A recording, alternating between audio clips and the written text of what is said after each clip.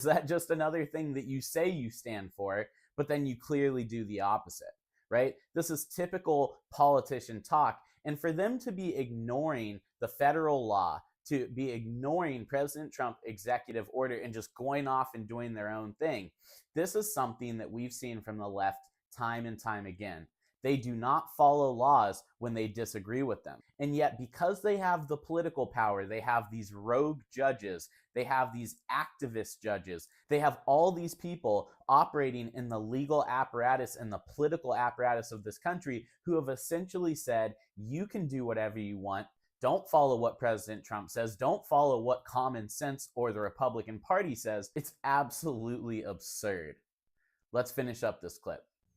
How's your daughter doing right now with all this?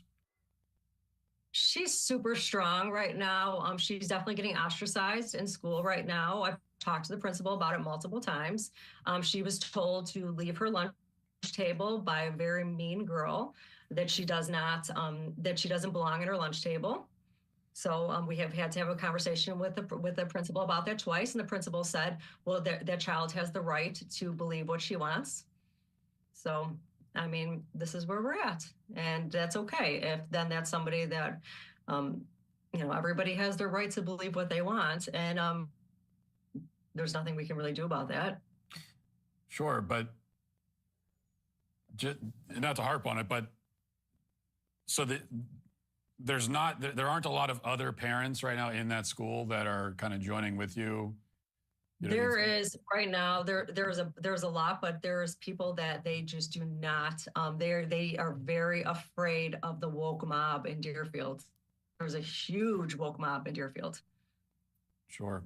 Well, and it very, very much so is, and it's strong. It's a very strong woke mob that you need to keep your face very, very. You just cannot. You can't have your image. How can I say it? You have to keep your image very clean here. I have no problem. I will stand alone, and I know facts, and I don't really care. I know what's the truth, and this is where we're at. Have you felt you had to worry for your safety or your daughter's safety at all through all this? I mean, a little bit, especially when you have your local rep attacking you and your family on the House floor. That's pretty sad. And what did the local rep say on the House floor? He called us liars on the House floor. I mean, and he lives in our town, and he attacked us on the House floor. Wow. Springfield, and that's pretty sad. I mean, you're shaming a little girl, a victim, called us liars on the House floor. So we went down to Springfield 2 days later and showed our face to show we're not going to hide. We will stand up for ourselves. I'm not afraid. And stood there and actually did a speech on the House, did a speech in Springfield, and stood there proud because we know what's the truth. We know what's right, and I will not hide. I'm proud. I'm very proud, and I've so backing us. And the thing is, I've had so many emails from local Deerfield families that have been here for 40, 50 years that are so disgusted what has happened to this town and are so proud. And also past Shepherd families that this is the reason why they left Deerfield, because of this community, because of what these people, these administrators have did to their kids, and they're so proud. Wrote Kate letters, that's my daughter. It's just, and I don't care. I will fight till the death over this because I know what's right. And I've talked to Riley Gaines, I've talked to Caitlin Wheeler, I've talked to, Jennifer Say, I've talked to everybody. This is the reason why I know what's right. And I will fight forever for these girls, even if it means I'm standing alone. Now, when it comes to fighting, what's for you? What's the next step in the fight? Policy change. That's all I care about. I don't want any girl to have to walk in a bathroom with a boy. That's it. That's all I care about. Keep it common sense. Common sense. Keep it simple. Can you imagine how this girl is feeling being forced to change in front of a boy? In this PE class, the teachers and the administrators are forcing the issue. They're egging it on. And now she's socially isolated by her peers at this school. This is all part of how the left operates. The intimidation, the isolation, it is both a psychological and spiritual attack on children, on women, on men, on families, on society as a whole. They want what they want. And if you don't give the left what they want, they will resist and they will push this stuff down your throats and they will not stop. But a huge kudos to Matt Walsh and a huge kudos to this mother for standing up and for speaking the truth. And we are going to continue to push forward this message because it is the right thing to do. That wraps up today's video. If you enjoyed the video, drop a like, subscribe so you never miss another upload. I'll catch you on the next one. 5 Reasons Connect Team is the smartest replacement for Workplace. Connect Team is more than just a feed and chat. It's a full suite of communication tools. Plus, all the ops essentials you need to manage your team. Got field or shift workers? They can log in with just a phone number. No email needed. With Connect Team, you can choose exactly who sees what, and if there's an important update, you can always pin it to the top of the feed. Plus, all these documents, forms, and policies are finally organized and accessible right here. Replace multiple tools with one affordable app and watch your productivity soar. Workplace was great while it lasted. Now it's time for a platform that truly works for you. Make the switch to Connect Team today.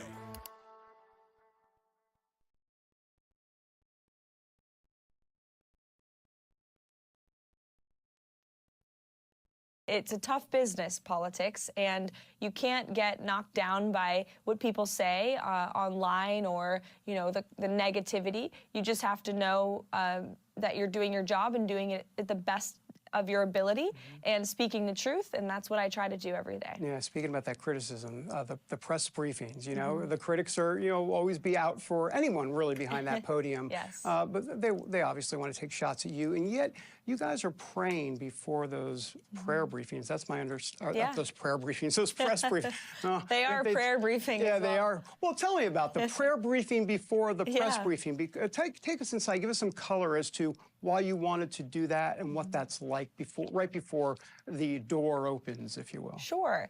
Well, before briefings, it's a little bit chaotic and overwhelming because there's so much news to consume. And so all morning long, my team and I are prepping. And, you know, I feel like sometimes an internal investigative reporter going around to all the policy experts and whomever in the building, including the president himself, to get his take on the news of the day before we go out. So I think that team prayer before is just a moment to be silent and still and ask God for confidence and the ability to articulate my words, knowledge, prayer, protection. And it is a nice moment to reset. It's the last thing I do before I go out there, and then it just gives me the confidence to do a briefing. It's warfare out there. You know, in Christian terms, people will call what's happening in our country today spiritual warfare. Do you see it in those terms, kind of good versus evil out there, and you know that context? How do you see that? I certainly believe in spiritual warfare, and I think I saw it firsthand, especially throughout the campaign trail with President Trump.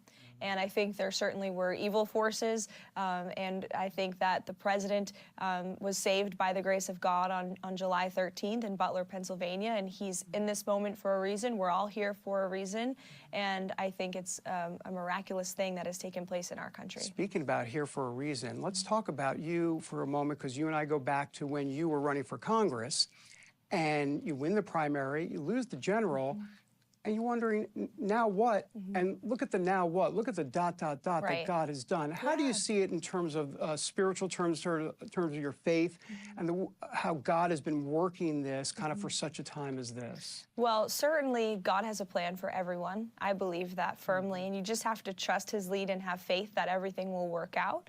And when he closes a door, it's because he's opening another. And for me, that was my congressional campaign. I aspired to be a congresswoman and had a great primary victory, as you mentioned, and unfortunately lost the general election, or should I say fortunately, because it now led me to this opportunity. And I wouldn't have worked on the president's campaign as his spokeswoman if I was serving in Congress, and then I probably wouldn't be the White House press secretary either. So God knew what he was doing, I believe, and you just have to trust the process and trust that he's working in your life. And stay grounded in your faith throughout the way. You're 27, Gen Z. There's a spiritual revival, it seems, in this country right now, especially in the youth. We've seen this at college campuses all over the country, really. What do you attribute that to? Is there a spiritual revival going on in America, or at least wanting to begin in America? I think so, especially amongst younger generations. You see the videos of college students worshiping on their campuses, many students getting baptized in the middle of their campus. It's a really beautiful sight. I think people are moving closer to God, and I hope that they are. I pray that they do. Do you think President Trump is part of that in terms of ushering in this renewal, this spiritual revival, some of his policies? And do you think that kind of goes hand in hand? I would say so. I think the president has been a great voice for young people, and he believes in young people, he loves young people, and he's leading for them to leave our country better off for future generations. His policies are uplifting all Americans, but particularly, he wants young people to live in a country where the American dream is renewed and restored for them and their families. And those traditional yet common sense basic American values that President Trump believes in, faith and family and freedom, I think are starting to resonate with a lot of young people across the country. I've certainly noticed that as well. Gen Z, the young folk today, they do seem to be reviving a sense of spirituality. I think they see what's going on in the world. I think they see the nihilism. They see some of the faithlessness in some of the other generations, and they know that they don't want to be a part of that. They don't want their life to look like that. So they're turning back to the traditions. They're turning back to prayer. They're turning back to family. They're turning back to faith and freedom. And I think that's why young people overwhelmingly also support President Trump. But it's so impressive to see Caroline Leavitt, who is so grounded in her faith, and she's bringing that sense of Christianity to the White House. It's an amazing representation, not only for the White House, but for our country. And I love to hear her talking about it in this exclusive interview. Let's keep going. Let me ask you about the press, obviously. Sure. Let's start with this. You study this not just in college, but after that. Look, the truth of the matter is, I believe that we're in the age of what I like to call the correspondent.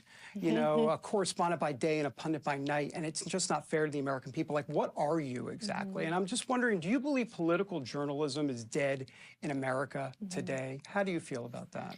I think there are true journalists out there that still exist. They are few and far between. I think many people in the briefing room here are trying out for their next big show, and unfortunately it seems the legacy media, the big networks in this country, promote individuals who are liberal and have a bias against this president. There's no doubt about that. But the American people aren't buying that anymore. If you look at the ratings chart, liberal outlets are dying and have been forced to restructure their newsrooms and their lineup. The Washington Post, we applaud Jeff Bezos for the changes he's made because he was no longer selling newspapers because of the liberal bias that has had a chokehold on that paper in particular. So I think the media has had to take a look in the mirror, especially after President Trump's resounding victory on November 5th. And the American public sent a very strong message to the anti-Trump media that we don't listen to you. We believe in the truth, and we know that the president's policies were better for us than the past 4 years under the Biden-Harris administration. And that's why the American people reelected this president. And it's an honor, frankly, to fight against some of those very hostile media forces every day on behalf of the president and truth.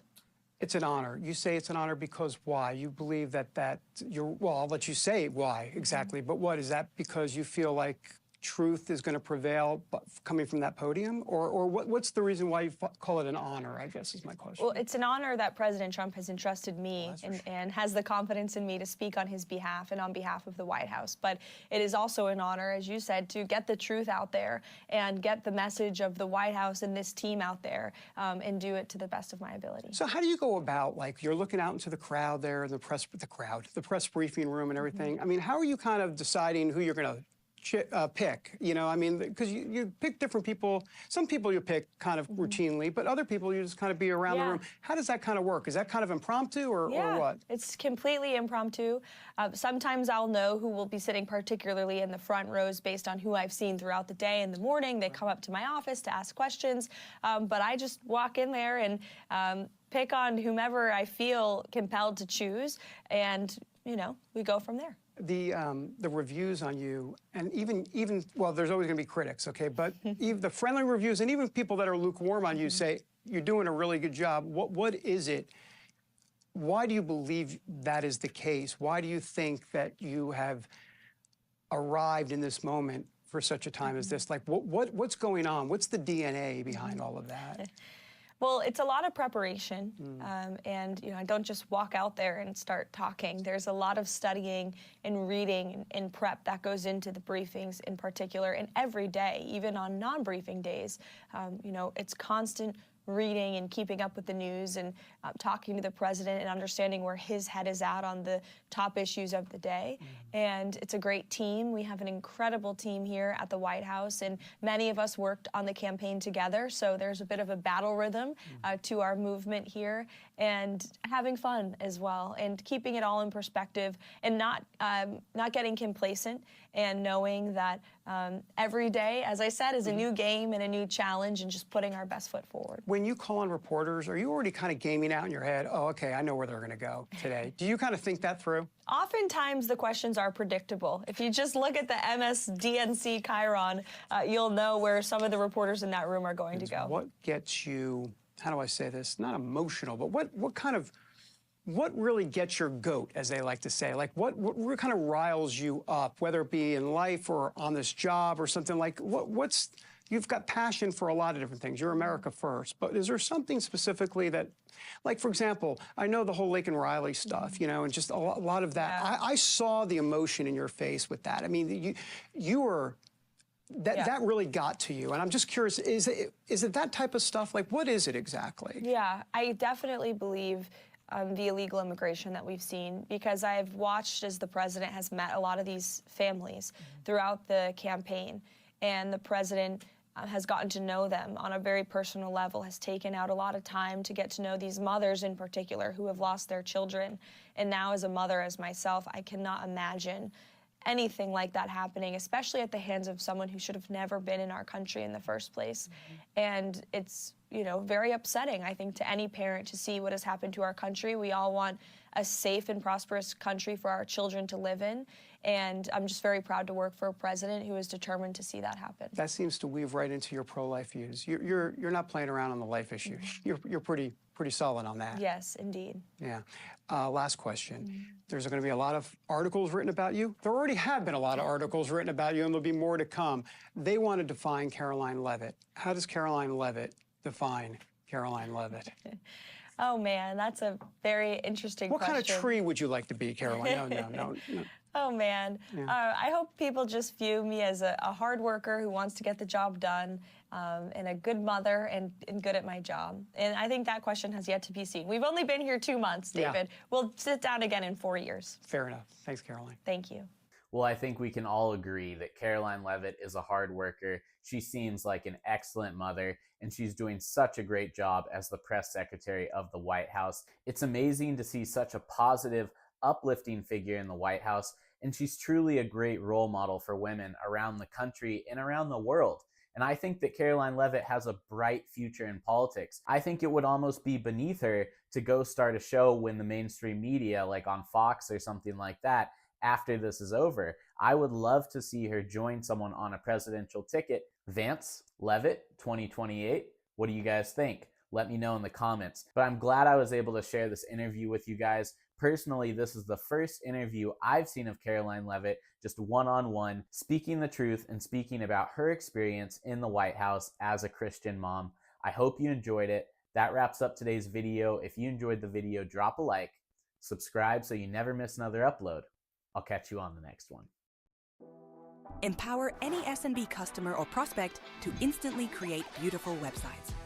Your prospect answers a few simple questions from mobile or desktop, and AI takes care of the rest.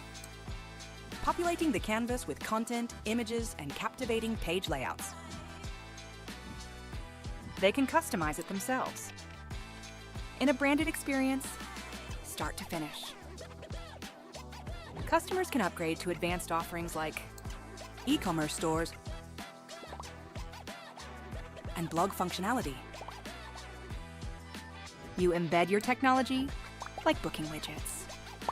It's that easy to offer any vertical, beautiful, high-performing websites in seconds. Learn more at duda.co.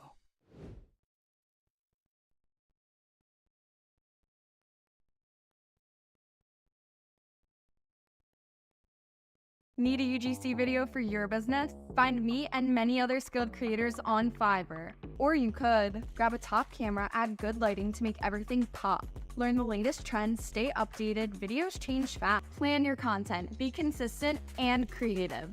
Know your platforms, adapt your content. Each one's different. Edit like a pro, cut, trim, and polish. Make it shine, but not too shine. It's still user-generated content. Or just find your next creator on Fiverr.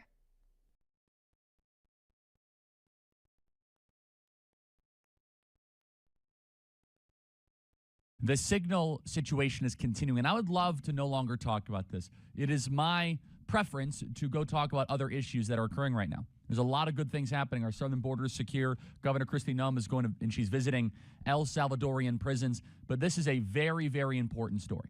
And let me tell you why. Because it is revealing a fault line of actually what divides the Republican Party. The Republican Party is not divided based on domestic policy. We're actually largely in agreement.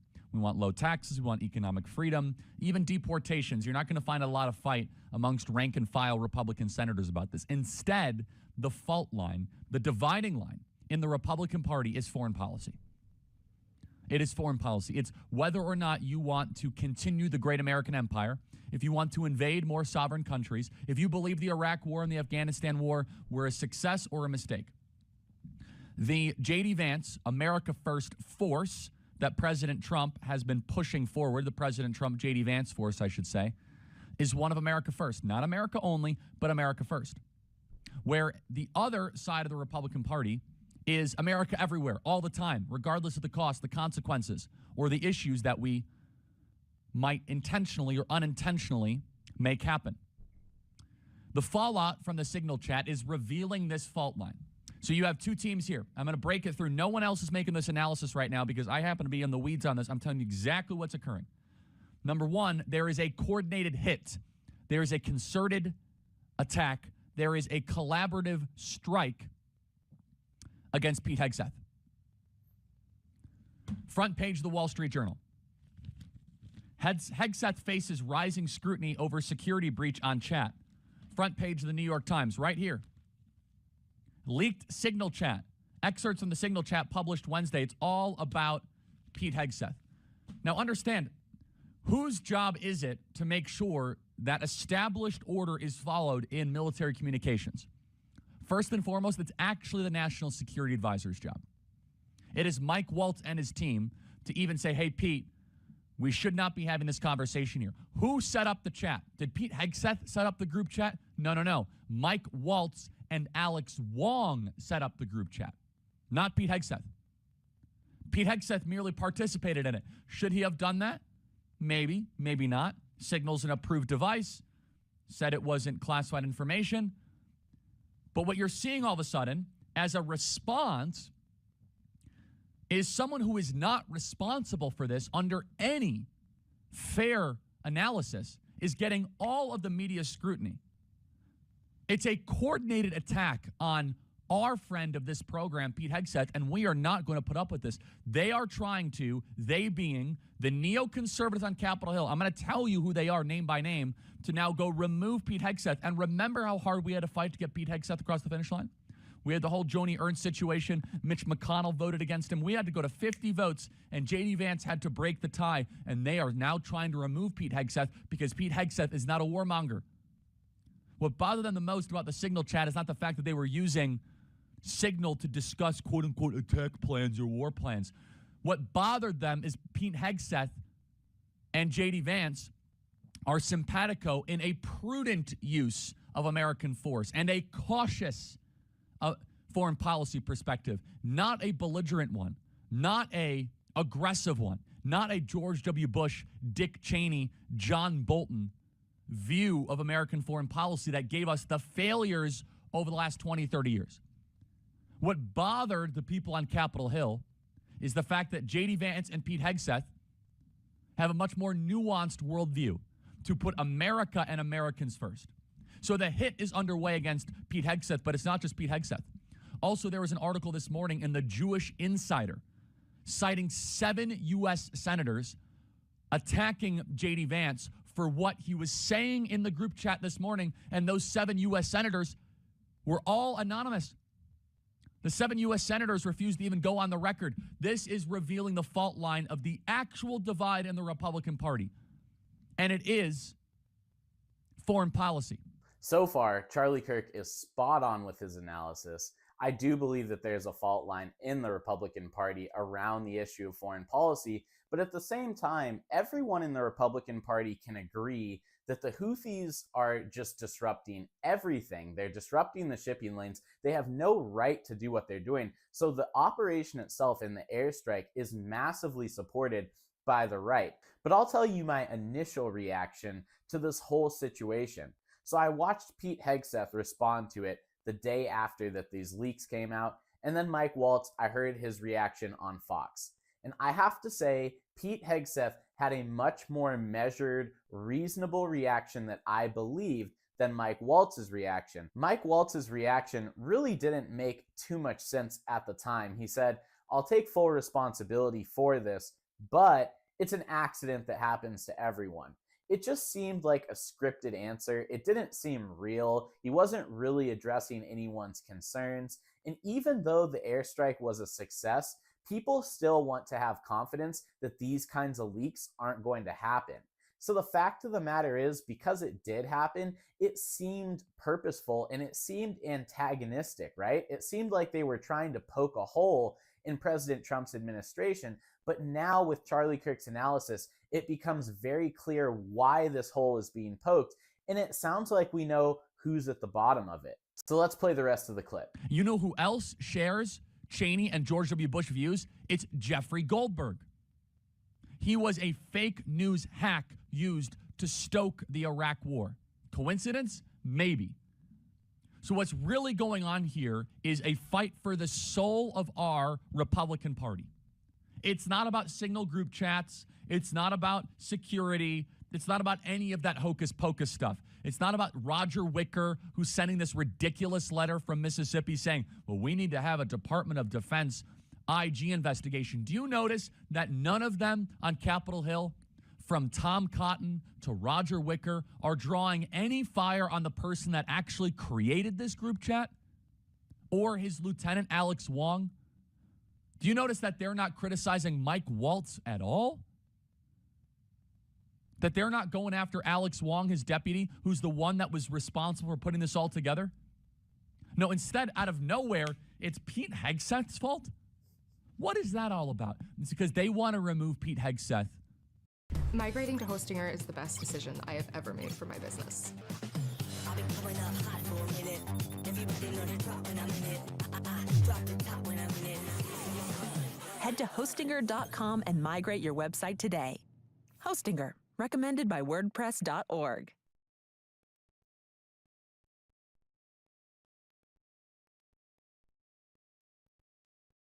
Being a content creator can feel like